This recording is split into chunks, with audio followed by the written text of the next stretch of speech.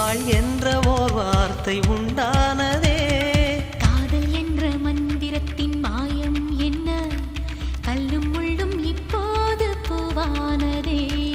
வானவில்லின் துண்டொன்று மண்ணில் வந்து யாருக்கும் சொல்லாமல் பெண்ணானதே. தென்மேற்கு பருவக்காற்று தேனி பக்கம் வீசும்போது சாரல் இன்பச் சாரல்.